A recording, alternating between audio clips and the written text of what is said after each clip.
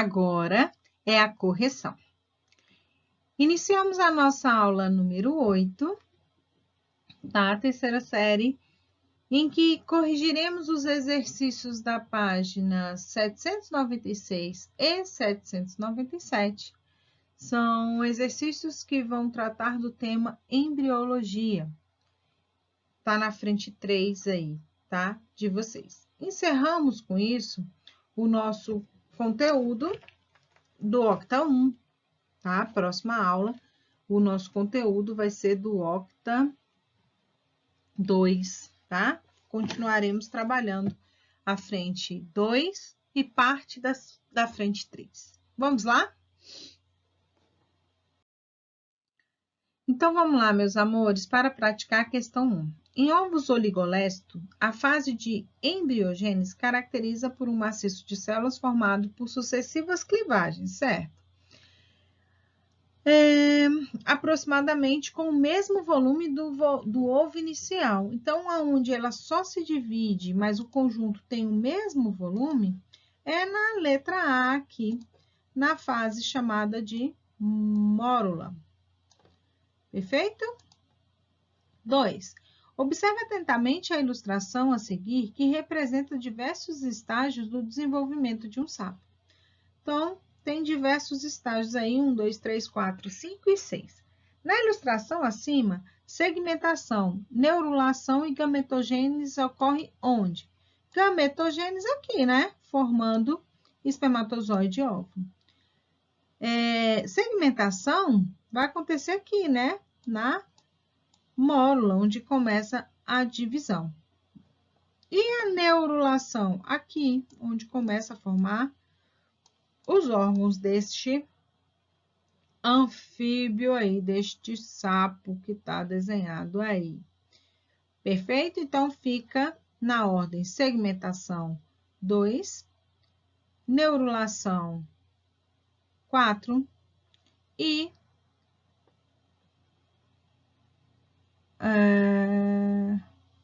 gametogênese, formação de gametas 6. Letra D.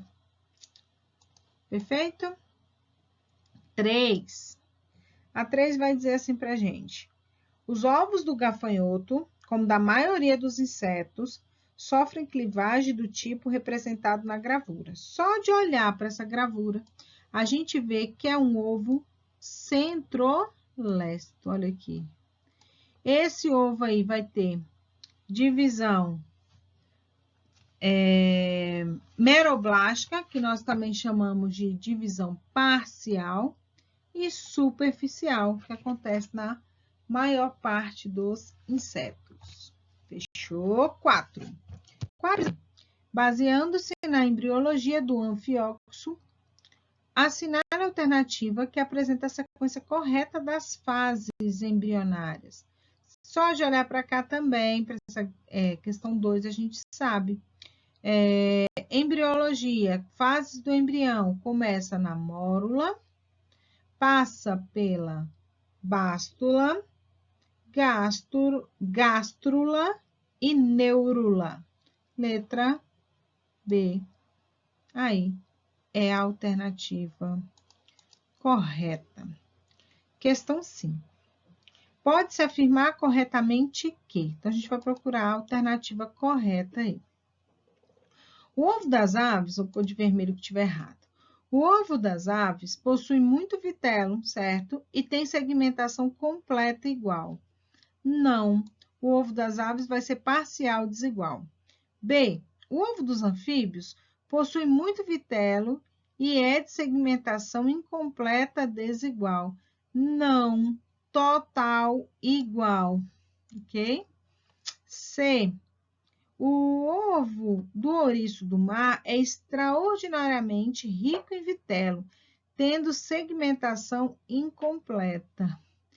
Vai ter segmentação total e igual, tá? Também, total e igual. D.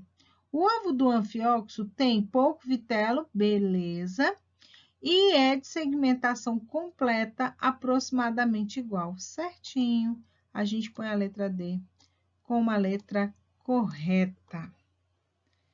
Fechou? E aí? Vamos ver porque que aí tá errado.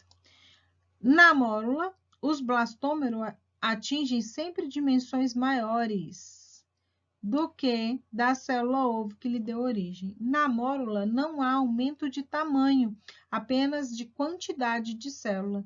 Então, nunca pode ser maior. Se você vai dividir, se uma célula vai passar a ser duas, os blastômeros são sempre menores, né, do que a original. 6. O desenvolvimento embrionário é diversificado entre os diferentes grupos de animais e ocorre de maneira geral em 3 fases consecutivas. As fases que a gente já falou lá em cima: mórula, bástula, gástrula e a 4ª fase, a neurula, certo? Assinale a alternativa correta quanto ao desenvolvimento embrionário dos anfióxos. A organogênese é a fase em que o arquêntero, ou intestino primitivo, é formado a partir da bastocele. Não. A bastocele vai formar a partir dos tecidos, né? Vai formar a partir dos tecidos germinativos, não é esta. B. A gastrulação é o processo de formação de órgãos, sendo possível visualizar o tubo neural. Não, o tubo neural vai ser formado na neurula. Ao final dessa fase aí, então, a gente vai ter a formação da gástrula, né? Tá errado. C. A organogênese é um processo de transformação da bástula em gástrula. Não, é todo, né? No final lá do processo. D. A segmentação é um processo em que o zigoto sofre clivagens, divisões e origina os blastômeros. É isso que acontece na parte da segmentação. Que tá certo. E a neurulação é um início da formação dos folhetos embrionários. Não, isso vai acontecer na gástrula, né?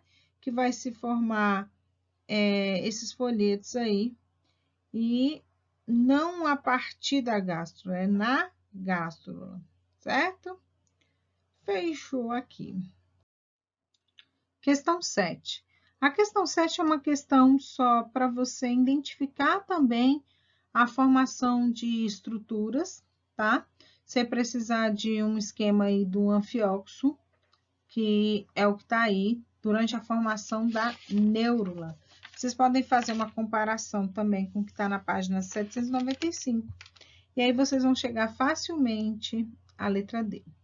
Facilmente não, considero essa questão não uma questão fácil, porque é uma questão de identificação de estrutura, é uma questão mais detalhista.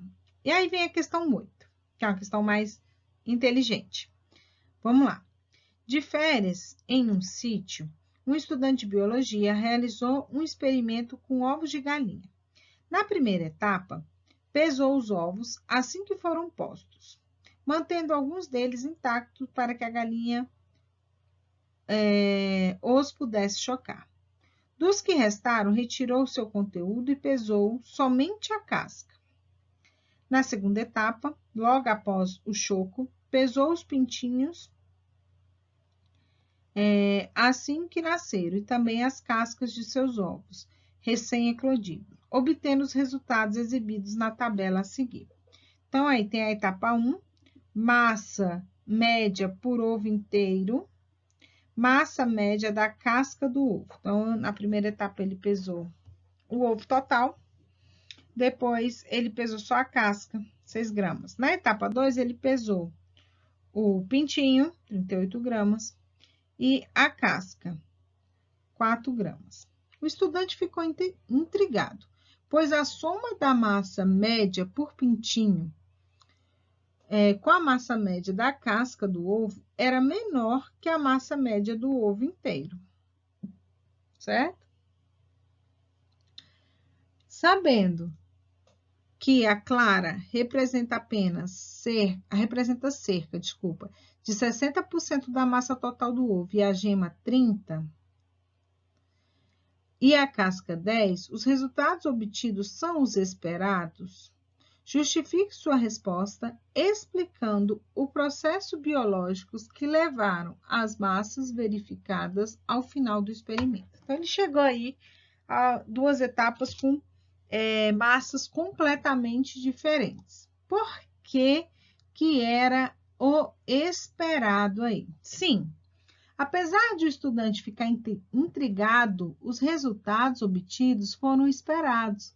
A redução da massa média ocorre porque a clara, a gema e a casca participam de processos metabólicos realizados durante o desenvolvimento embrionário dos pintinhos. O ovo desempenha as seguintes funções: proteção do embrião, armazenamento e reserva de nutrientes e de água. Presta atenção nessa informação.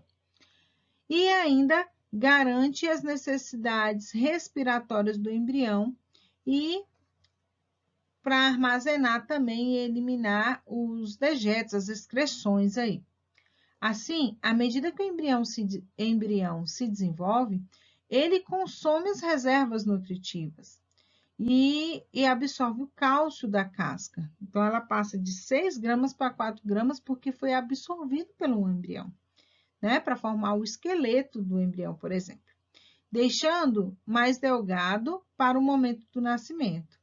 Por esse motivo, acaba perdendo água na forma de vapor durante a respiração. Então, à medida que o embrião está se desenvolvendo dentro do ovo, o ovo vai perdendo massa. Mas vai perdendo massa por quê? Porque está passando por processos metabólicos, são reações químicas. Então, está consumindo nutrientes, está liberando água, essa água está evaporando, né? Porque a casca ainda permite fazer essa troca aí desses processos de respiração e metabólicos, ok? Então, era o esperado e é assim mesmo que acontece. 9. Recentemente, pesquisadores brasileiros conseguiram reduzir a primeira linhagem de célula-tronco a partir de embrião humano. As células-tronco foram obtidas de um embrião em fase de blástula, de onde foram obtidas as células que posteriormente foram colocadas em meio de cultura para se multiplicar. Então, quando o embrião estava se desenvolvendo, ele ainda era uma blástula, ele foi colocado no meio de cultura lá para controlar sua multiplicação, sua divisão celular, sua clivagem. As células-tronco embrionária pode solucionar problemas de saúde atualmente incuráveis? Quais características dessa célula-tronco permitem que os pesquisadores possam utilizá-la no futuro para este fim? Beleza. E B, bástula é uma etapa do desenvolvimento embrionário que acontece com todos os animais. Identifique, entre as figuras a seguir, qual delas corresponde à fase de blástula. E indique uma característica que diferencie da fase anterior e da posterior. Vamos começar pela B. A gente tem aí, primeiro só uma, depois houve uma clivagem, depois a gente tem ainda com o mesmo número de tamanho, em C e D, e depois tem a formação da blastocele. Então, a gente vê em E aí a formação da blastocele. Então, aí que está a blástula. Então, a blástula vai acontecer aqui, nessa fase, onde ganha esse espaço aqui dentro, essa cavidade, tá aí. A blástula corresponde à figura E. A figura A, então, vai representar a célula ovo, o zigoto. Em B, a primeira divisão, 2 blastômeros. Em C, o estágio de 8 blastômeros, né? Que é o estágio inicial. Em D, o estágio de mórula, onde só aumenta o número de células, mas não aumenta o número de tamanho. F, aqui depois da blástula, a gástula, tá? Beleza. Aí a pergunta era, indique o que diferencia da anterior e da posterior. A mórula é um conjunto maciço de célula, certo? Então, ela é diferente da blástula porque ela não tem a blastocele, que é a cavidade, é um conjunto maciço de célula. Beleza? E cadê o resto? Diferencia da blástula, que não pode ser observada na blástula, a presença do arquêntero, blastóperos e floiletos embrionários. Tá falando que na fase F, que é da gástrula, já está sendo formado aqui, né? Já teve a invaginação, por isso que ela é diferente, porque aqui a gente já tem a formação ou do intestino ou da boca aí, né? Na presença do arquêntero, que é o intestino primitivo, e os folhetos embrionários, que é a mesoderme, ectoderme e endoderme. Fechou? E professora, as células-tronco? As células-tronco embrionárias são originadas a partir do botão embrionário, né? Então, ela tem potencial de originar qualquer célula do embrião. No começo, a gente era uma célula só. Até uma certa divisão celular, as nossas células podem se especializar em qualquer uma. Daí consiste a ideia de fazer a terapia gênica de células-troncos. Porque essas células-tronco, elas têm a capacidade de virar qualquer célula dentro do organismo, tá? Então, ela tem um potencial de curar doenças degenerativas, lesões profundas, uma vez que elas podem virar qualquer célula do corpo e elas estão em estudo ainda. Beleza. Por fim, a questão 10, ainda falando de células-troncos, ok? As células-troncos se caracterizam por sua capacidade de autorrenovação e diferenciação em múltiplas linhagens celulares. Elas se multiplicam muito rápido, se renovam muito rápido e pode virar qualquer célula. Podem ser classificados quanto à origem em células-tronco embrionárias ou células-tronco adultas. As adultas são encontradas nos tecidos dos organismos após o nascimento, sendo capaz de promover a diferenciação celular específica em cada tecido em que faz parte. Por exemplo, vai ter um monte na pele, uma vez que a gente vai perdendo células da pele, as células-tronco da pele podem virar outras células da pele. Beleza. Nomeie as estruturas do blastocitos, do qual se encontram as células-tronco embrionárias. Identifique também, no caso de lesão do tecido, vantagem na existência de células-tronco adultas no tecido. Acabei de falar, né? Sem querer aí a resposta. Deixa eu tirar aqui a canetinha. A gente fica com essa resposta aí. As células-tronco embrionárias são derivadas do embrioblastos, do blastocitos, do embrião ainda nessa fase aí de blastocitos. Elas constituem os tipos celulares mais indiferenciados, capazes de produzir qualquer tipo celular de organismo embrionário ou adulto. Por isso, são as principais células escolhidas para o emprego da terapia com células-tronco, existindo também lá no cordão umbilical, muitas vezes, tá? No entanto, por isso que hoje o pessoal preserva o cordão umbilical para caso a criança venha sofrer com alguma doença, ela tenha essa célula-tronco aí armazenada, coloca num freezer lá com uma temperatura bem adequada, bem alta, bem baixa.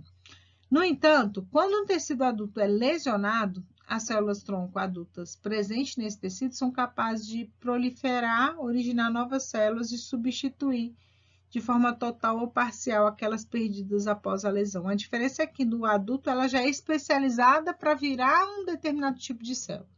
E a embrionária ela é mais geralzona, ela vai poder ser qualquer tipo de célula. Fechou? Beijo, meninos. Desculpa, eu estou gravando essa aula já bem tarde, mas quero deixar um abraço bem carinhoso para vocês. Qualquer dúvida, estou à disposição aqui. Semana que vem, aula nova. Beijo e tchau.